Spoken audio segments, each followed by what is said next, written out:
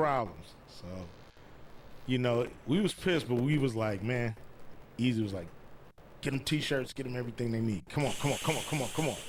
And so, you know, we signed the shit, you know, reluctantly. You know, but the concert's over. Yeah, they turned the concert out. Yeah. I mean, they ran us off stage after 3 songs. And they got pictures. And then they got pictures and they got autographs for their daughters and they let us go. They just said you can't come to Detroit with that bullshit. Wow. So it was only Detroit? That was the only place that fucked Cincinnati, they ran us off. Really? Man, they would have us.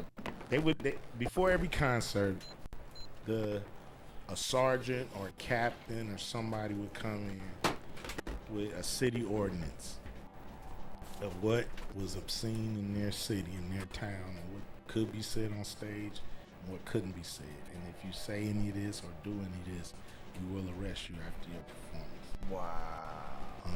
Like what words? I mean, fuck, motherfucker. Really? Yeah. Oh my God. Yeah, it's like the 1950s again. Yeah, it was like on that tip. Wow. And this is 88? Around there? Yeah, 88, 89. Wow. And we hit the stage, we like, man, we would tell the audience, you know what these motherfuckers told us backstage? They said we couldn't say fuck, we couldn't say shit, we couldn't say this, we couldn't say bitch. You know what I mean? And we're gonna start this off with a bitch is a bitch. So, a bitch is a bitch. You know, so we would do our shows, you know, sometimes they would just let us go. And then sometimes you would, like after the show, you'd have to look and see the look in, like the security in everybody's face, and you knew, okay, they own us. So many a times we come off stage, but then we like switching jackets, like people handing you jackets, handing you different shirts and shit, so you can put them on and walk through the backstage, because now cops was like, where they at? You know, where those guys that was on stage? And in Cincinnati, I saw them coming. I saw them all like looking around, and I didn't have a chance to change my shit, so they was looking for me. And so I hit the exit. I went outside. I went outside the concert, and there was people like flowing in and out, and it was like, Q, what you doing out here? I said, man, they looking for me. He's like, I jumped in the car with them, like fans and shit. I just jumped in the car with them.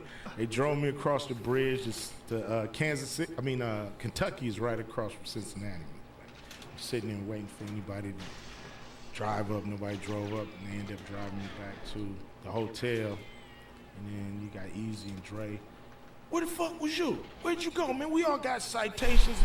We got to come back here. They want us to fly back here to go to court, and they couldn't catch. They was looking for you. They couldn't catch you. I was like, man, I dipped. And I'm gonna dip again next show. You know what I'm saying? It was crazy. Did they have to go back? They had to go back to court. Wow. Yeah, they had to go back to court and fight it. What happened? I don't remember, because I ended up leaving the group. So I don't really know what happened kind of after 89 with everyone.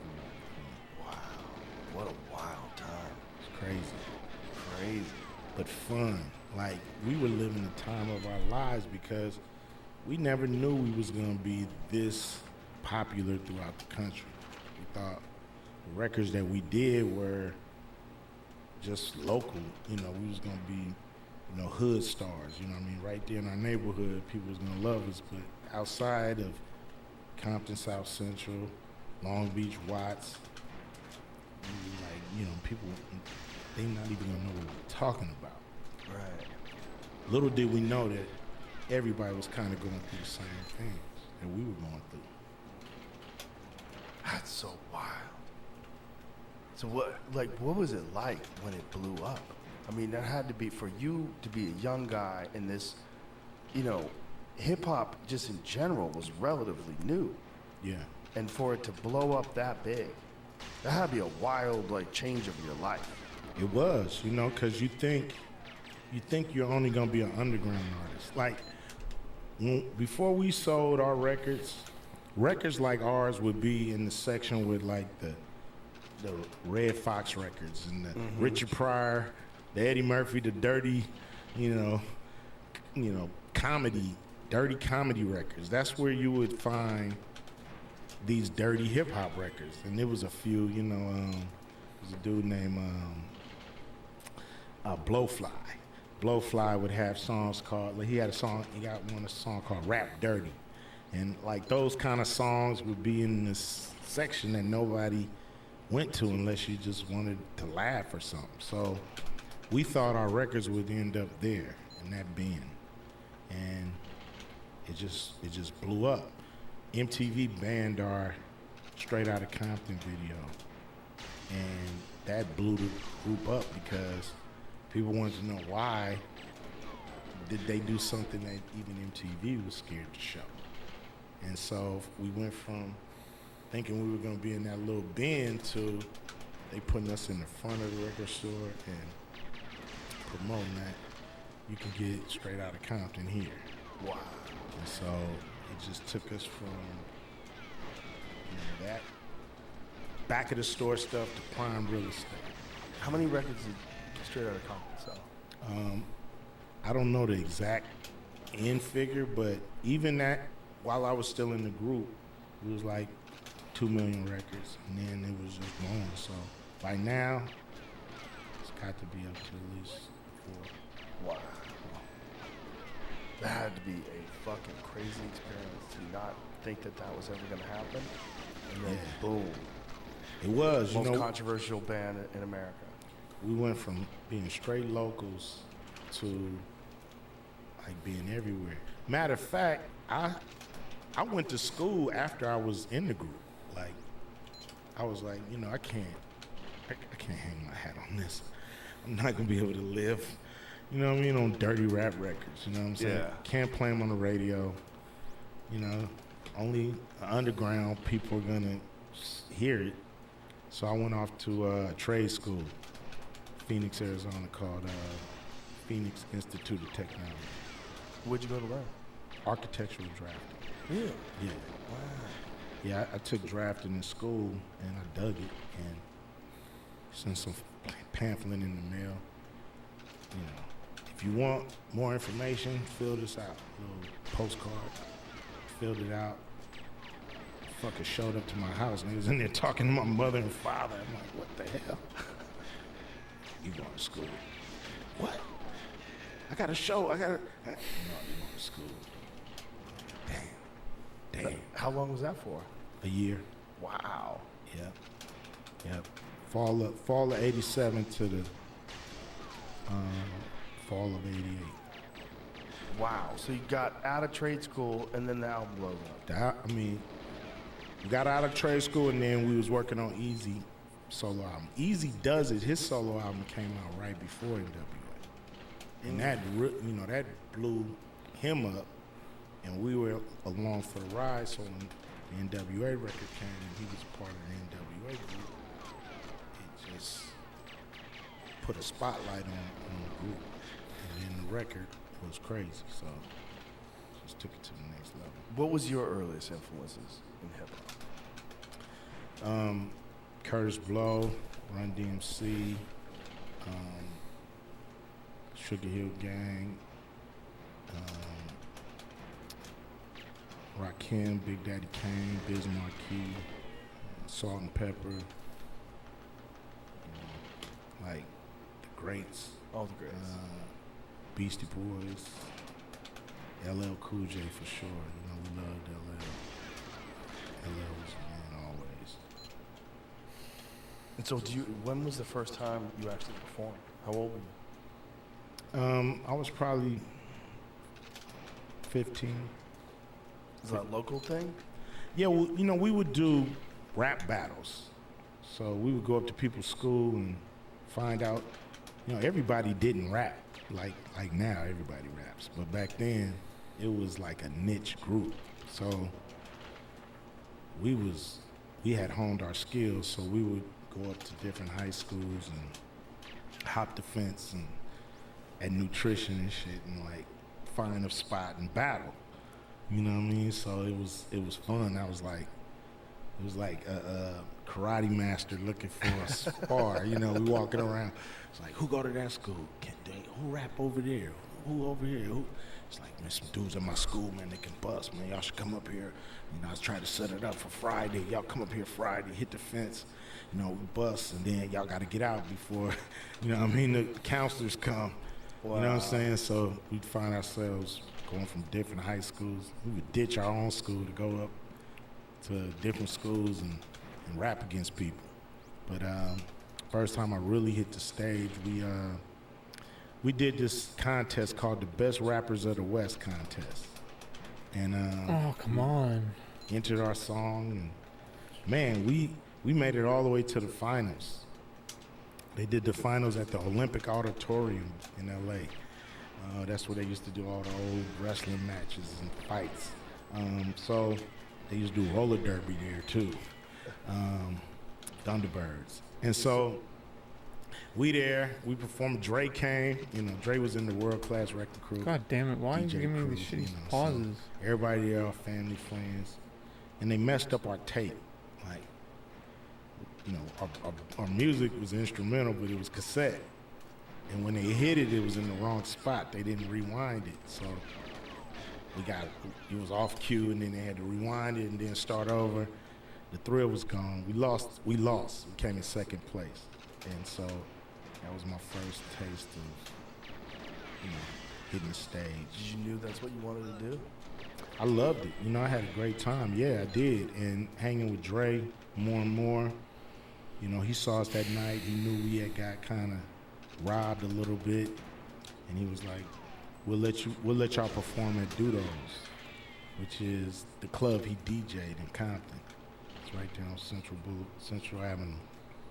And we went down there. You know, it's a party, full of bloods. It's like full of Compton bloods, Pyrus, all through this place. This is right in their neighborhood. Dre is like, y'all better be good. Y'all better be good, man. I don't know what they gonna do. They might throw shit at you, you know. I wanna fuck you up. Y'all better be good.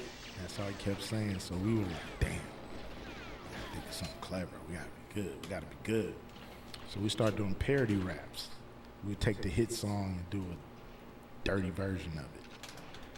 Roxanne was the hit song that was out, UTFO. And we made a song called Diane. It was a dirty version of it. It went crazy. It went crazy. So we knew, like, oh damn, this is a style. Like we can do our own raps, hardcore like this. We don't have to try to be, you know, fat boys. We don't have to try to be we can just give it to them raw how they want it. Talk about the neighborhood, you know? Yeah. That's what we started doing. So that's interesting, like that, so that sort of led to the way the band became doing that show. Yeah, and doing that show, I wasn't in NWA, I had my own group. So we started working with Easy, and NWA is actually an all-star group. It's Easy kind of plucking different people from different groups, putting them together and saying, we're gonna huddle up and make these dirty records. And then after we finish, y'all can go back and make y'all clean little records. That's kind of how NWA was formed. Wow. Yeah, so they grabbed Dre and Yella from Wrecking Crew. They grabbed me. I was in a group called Stereo Crew. We changed our name to CIA. Criminals in Action, but Lonzo made us call ourselves Crew in Action because he was like, nobody gonna buy a record that said Criminals. You know, so and then you had Easy, you know what I mean? So we formed NWA. Ren came later. When I went to school, that's when Ren came. MC Ren. So yeah. And then what happened is we do the record, it blow up, and everybody say, tell their groups, hey man, this shit is popping, and nowhere in the world we all going back to being nobody in our groups. You know what I mean? We got to run with this, and I'm still running with it. You were always known for your lyrics. You're a great writer. Like, did you always have that ability? Did you write before you wrote lyrics? Yeah, but you know, what I did when I was young, you know, the teachers would always ask like, well, okay, what you do over summer vacation? What'd you do? Write down what you guys do. So mine would be thorough. You know, I would be able to really explain everything that I did, and they were really impressed. My teachers were impressed that I could remember all that and put it in a comprehensive form where they can read, you know, my whole summer really. And so by getting those kind of, you know, extra credit for being good, or, you know, teacher hanging stuff up there, you know, you're like, okay, I can do this. Same with art, you know, and I actually, they had me do a speech during my 6th grade graduation. Like, they asked me, would you go up there and address the graduation class? So, you know, the writing, that speech, these things, I knew, okay, I could put words together, and I could speak them in front of a crowd, and it wasn't a nightmare. So when it was time to rap and time to rhyme, which was a couple years later, when I turned 14, then I was able to put it together and feel like, okay, I know how to write and I know how to rap. So jump in front of the crowd, get busy. That's amazing. That's so interesting that that's the genesis of your writing, because it makes sense. Because like your writing was always so thorough, well thought out, you know. And when you went solo, that was like very evident. It was very evident. Like, this is great fucking writing. Like the lyrics back then, like that's my favorite era of hip hop. Is like early '90s, late '80s, early '90s, like in the East Coast, like Kool Moe Dee. Yeah, prolific. Yeah. And set the bar. You know, those guys started to set the bar higher and higher, and you know, you had to keep up to even get attention. So yeah, you know, those early pioneers of hip hop, even LL was, you know, amazing lyricist, wordsmith. You know, the original Rock the Bells. he's another guy that's done everything. Yeah. He's Movies, I TV. call him, you know, the hip hop LeBron. You know, he been doing this since he was 15 at the highest level and never came down. You know what I mean? So it still looks great. yeah, still, you know, looks like superstar. Yeah. So it's cool, you know, to find, you know, to be friends with these guys that I looked up to so much as a youngster. There was a weird time, the East Coast versus West Coast shit. Yeah. It's very weird. Yeah, it was. You know, people equated to Tupac and Suge. I mean, and Bad Boy and Death Row, but it was actually bubbling before that. It was, to me, an industry thing in a way. Like, New York had the throne for so long, and here go, well, at least a decade or more, and here comes these West Coast rappers, you know, kind of taking attention away. And so the industry people, it started to bubble up with them that, yo, we're doing real hip hop, they're just doing gangster records, you know. And so that started to kind of get into the artists, you know what I mean? That sentiment started to poison the artists. And an artist named Tim Dog Yo, I'm did a what's song up, dude? called Fuck Compton. Like, out of nowhere. Thanks, man. We was like, damn, we like New York. Why y'all, you know, why he take a shot? And nobody really rebutted him. Like, you know, they kind of let it slide.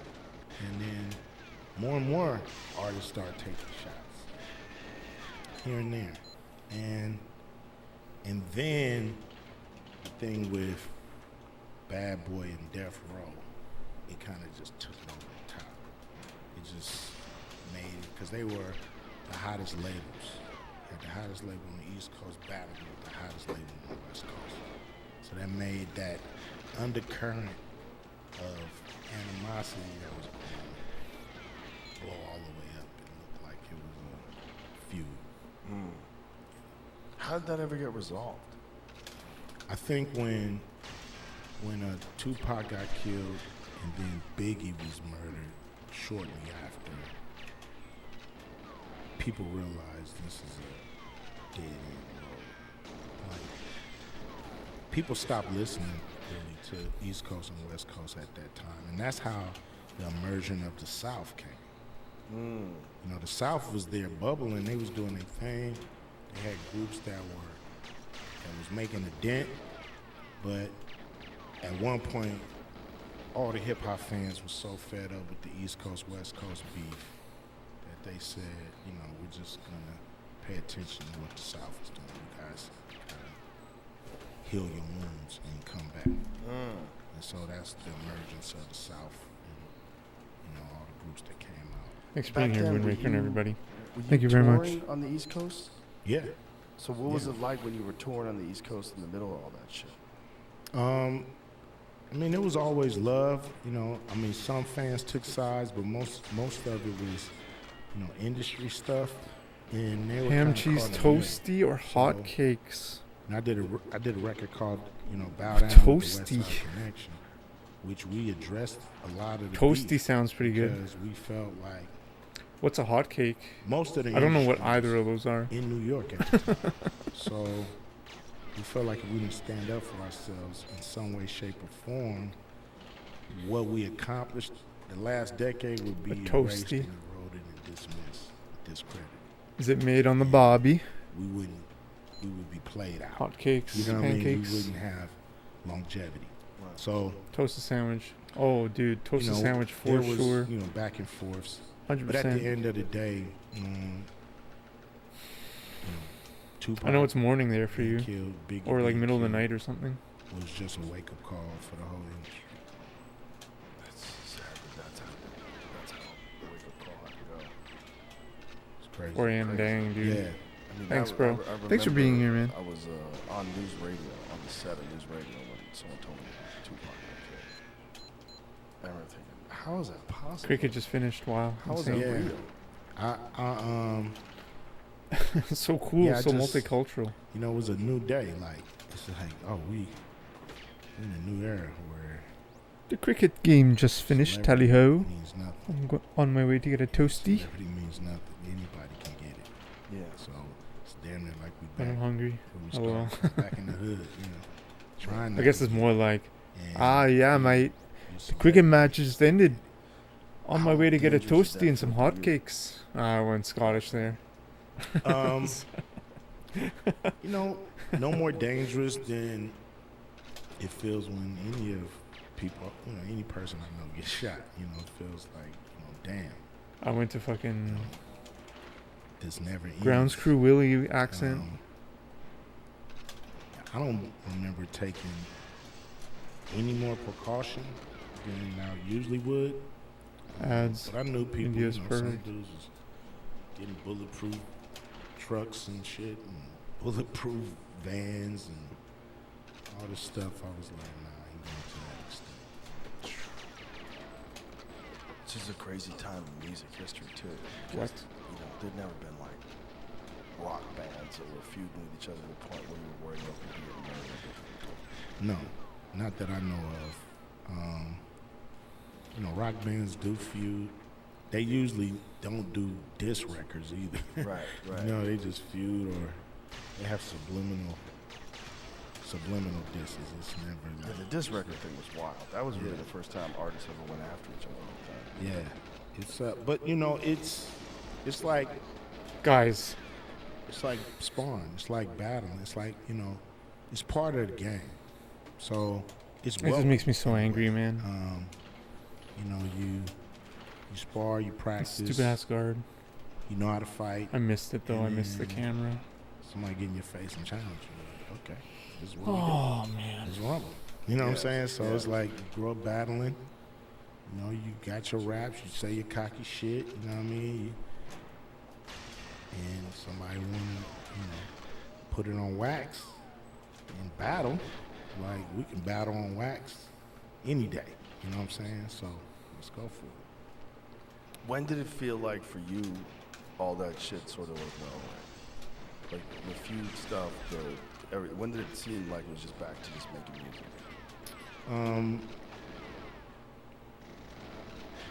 For some reason, I think like 9/11, like that tragedy of 9/11.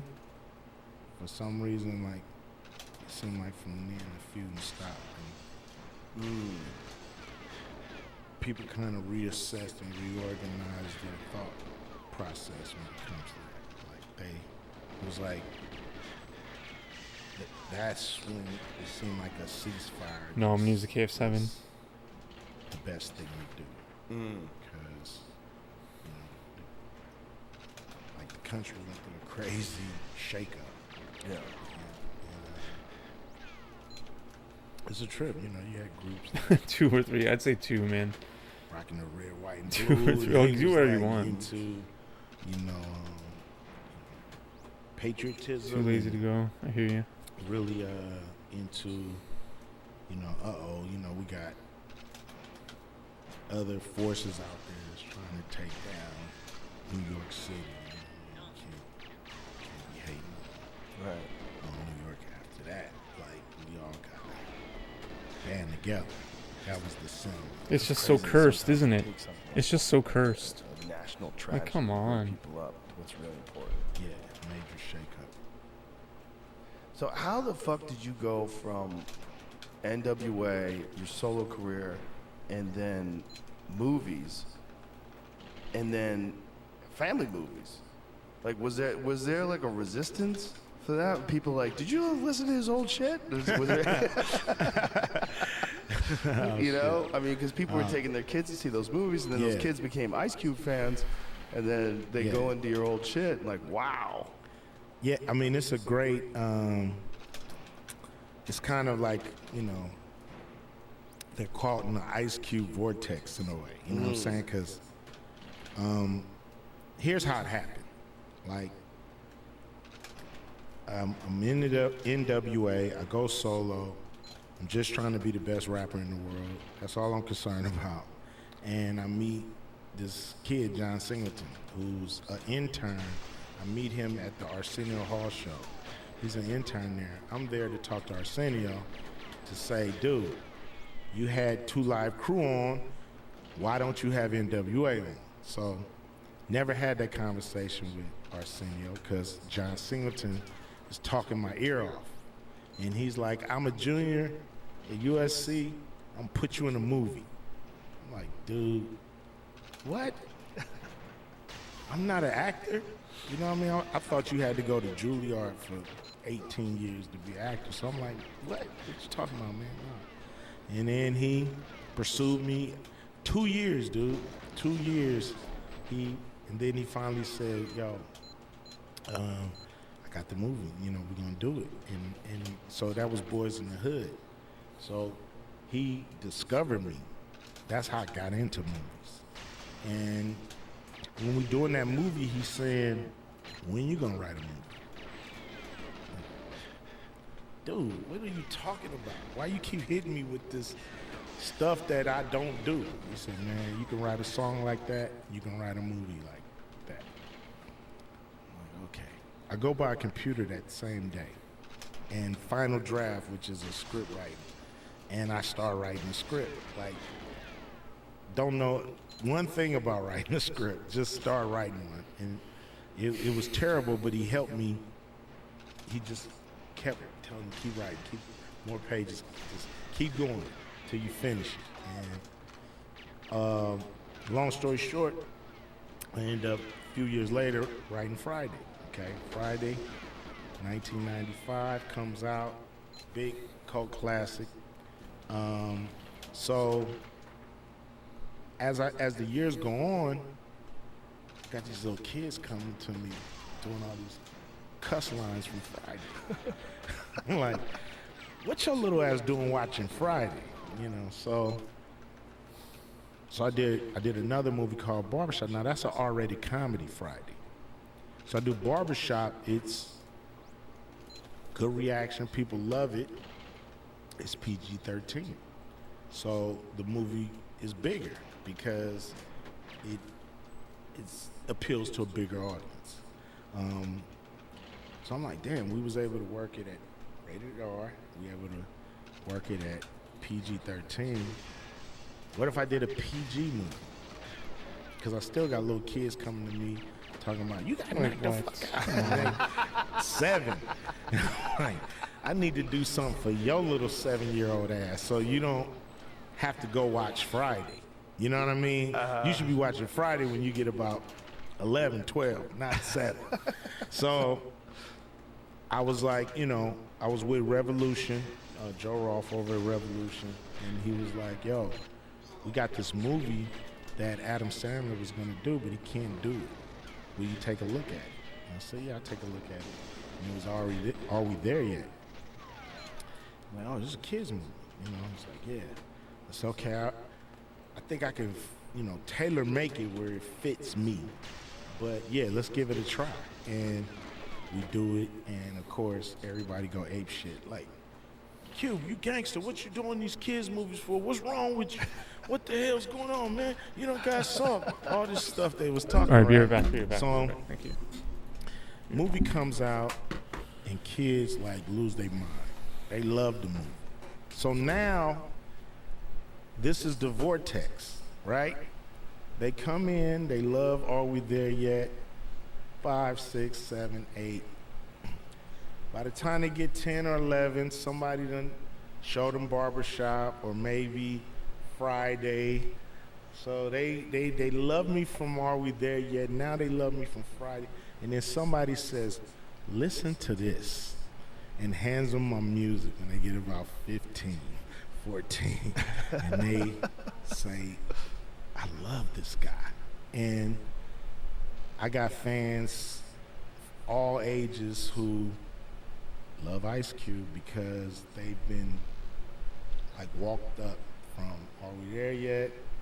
To Barbershop, to Friday, to my music, which is a whole different animal. I don't think there's anybody else like that has that varied of a career. I don't know. I haven't thought about it, but it's pretty cool and dynamic. You know, I met your daughter. She's 27. Yeah. And first thing she was exposed to was Are We There Yet? You know, she's a fan. You know what I'm saying? So that movie was a way to stay connected to the younger generation always, without the parents saying, do you know who this is? Right. This is Ice Cube. He used to be blah, blah, blah, and blah, blah, blah. Now the kids know who I am before the parents even have to point it out. Yeah. So it's been a great thing for my career as far as longevity and gaining new fans without necessarily having to have a new hit record. Right. Well, you have a giant library of content. Yes. Yeah. Yeah, and it's cool because, you know, there's always gonna be kids, always gonna be new kids. It's always gonna be something for parents to try to shove in front of them to watch, to take their time.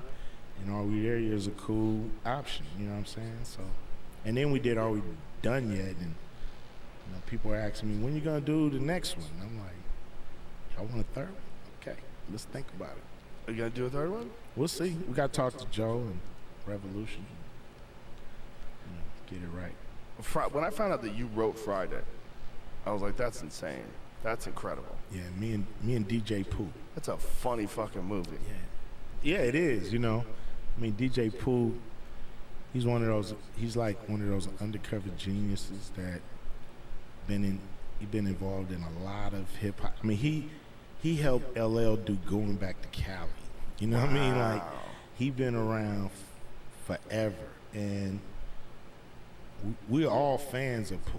You know what I'm saying? And Pooh is funny, technical.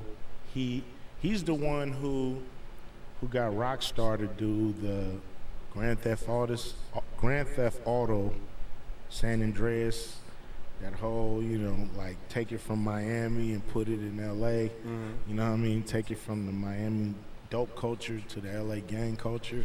So he's the one who's behind the scenes with stuff like that, and he helped me write Friday.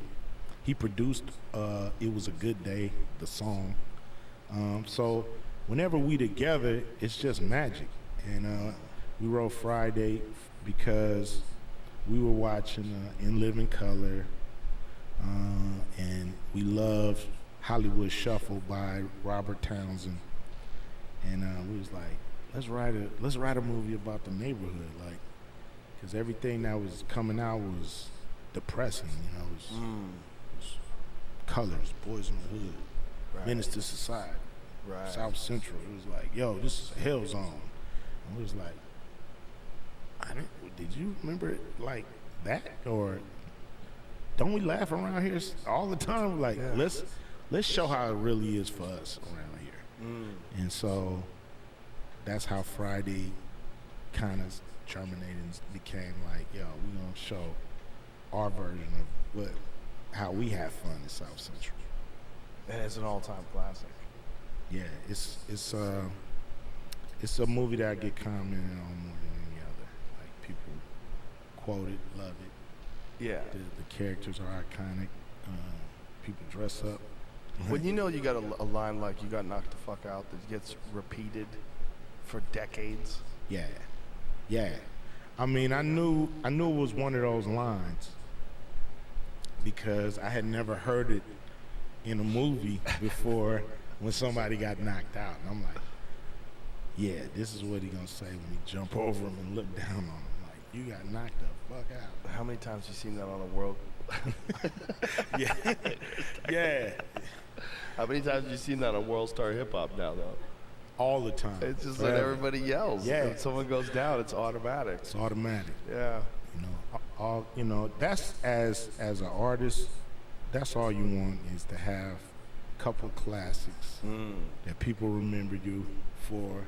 You know, when you 80 in a cafe, you know, drinking coffee, somebody run up and be like, "Yo, Craig, what's up?" Yeah. You know what I mean? That's all you want. That's amazing. What do you like? You can do whatever the fuck you want now. What do you enjoy doing most? Creating, you know, on all levels. Like, that's what get my juices going, is being in the lab, the creative process, whether it's music, movies, you know, TV, documentaries, or, you know, sports. It's being creative. It's being part of the mix. When I go on movies and I'm just an actor, you know, I'll be like, damn, this is so boring. Yeah. Just sitting around waiting to act, you know? Yeah. I like to be in the producers' meetings. I like to know what's going on, what's on the set. Did we get that stunt? You know, we're going to still do that stunt at 3 o'clock. You know, I just need to be part of the mix to stay, you know, motivated and interested. You know what I mean? But if I'm just a piece of the puzzle and kind of sitting off to the side waiting to be used like a tool, like, it's not as cool for me. Understandable. Yeah. Why would it be? And you don't have to do that anymore. Yeah, you know, so I wanna be in the mix. You know, I wanna be in the kitchen cooking it. I don't just wanna sit down and eat it. No matter what it is. No matter what it is, if I'm gonna be a part of it, I gotta be in the kitchen. I can't just play a. Look, I've acted in movies. You know, I did 21 Jump Street. I did Three Kings. You know, where I'm just an actor, and I'm fine with that. You know, don't think, okay, we can't hire Q because he just want to produce. But I like to produce, and I think I add a lot to the movies that I produce. And the movies I produce, you can watch over and over and over again and never get tired. Yeah. No. You've had an amazing career. So when you just decided, you kind of just do whatever you're interested in now, like whatever you feel like pursuing. Yeah. That's a beautiful freedom. It is, because, you know, I'm not playing the game no more. Like, I don't play the radio game. Like, how many spins did I get on that song? How many spins? I look at Ice Cube fans like clientele. I just want to serve them, give them what they like, give them what they love, and go back to the lab. I'm not worried about charts and all these measuring sticks on if you're good or not, or is your work good, you know, views or whatever. I'm into doing dope shit that I feel and giving it to the people that want it. That's beautiful. It's great for artists. It's a beautiful life. It's pretty. I'm pretty blessed in that aspect because I know guys and I know people who are bigger than me on major labels and they're miserable because they're so scheduled and structured and they feel obligated because you know this and that going on and I don't want to feel obligated when I'm making music to the people who's spending money. I want to make the music I feel, and if you like it, spend money on it. Well, you have a very wise philosophy on how to live your life. Because, like, just the way you like talking about rich people, there's a lot of rich people that are miserable as fuck. You don't want to be rich. You want to be happy. Yes. You'd rather be less rich and more happy. Without a doubt. Like, whatever it is, you know, whatever it is, man, it's more important to be happy doing it. Yeah. And I notice when you're happy doing things and when you love what you do and when you put your all into it, you know, the money comes. When you focus on the money and you're doing things to get the money, you're never happy doing it or rarely happy doing it. And at the end of the day, you wish you could have got more money, so yeah, you're not even happy with what you were paid. It also doesn't resonate with people the same way. It resonates with people when you do what you love. When you do what you love and it comes out, especially when you're talking about music. Yeah. You do what you love, people get it. They feel it. They feel it from the work. Yeah. And if you're just doing it because you're hoping it's going to be successful, people feel that too. Yeah, or just doing what you think is a hit. Mm-hmm. That's the worst thing. The worst thing an artist can do is to go try to make a hit. You got to make a good song. Damn if it's a hit. Yeah. A good song is a good song, whether it's played 1,000 times or once. You know, that's what you focus on, making good music. And whether it's a hit or not, that's, you know, that's in the stars. You know? Where do you think you got this wisdom to look at things so objectively and clearly?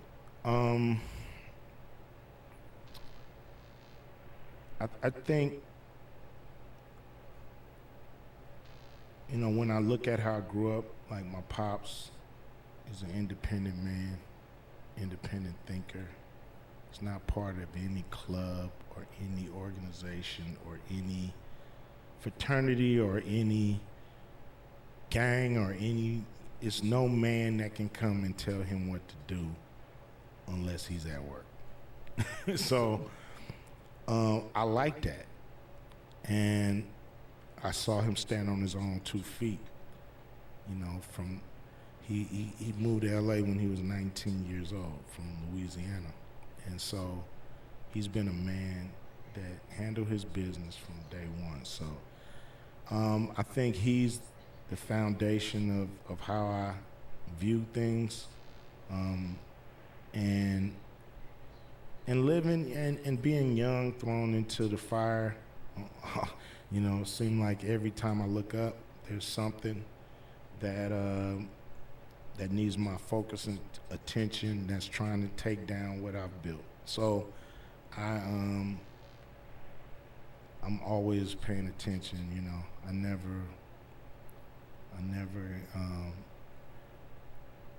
never go in something blind, and I try to understand all the angles before I make a decision.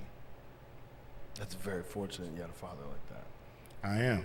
You know, I thank him all the time for just hanging around. You know, the statistics are what they are. And as men, we gotta raise our kids. You know what I mean? We gotta be there, and as much as we can.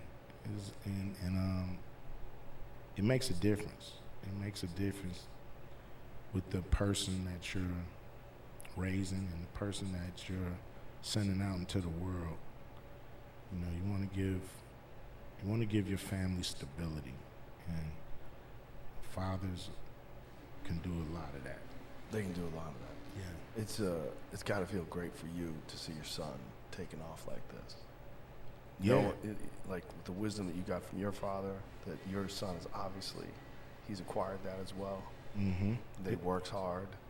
It's great, man. You know, all you want to do is, you want your kids to step up in the moment of truth. You know what I mean? You want them to do what it takes at the time that it's mandatory, or the situation arise that they can step up. Even if it's taking out the trash. Like, you tell your kid, hey, take out the trash. When I get back, I want this done.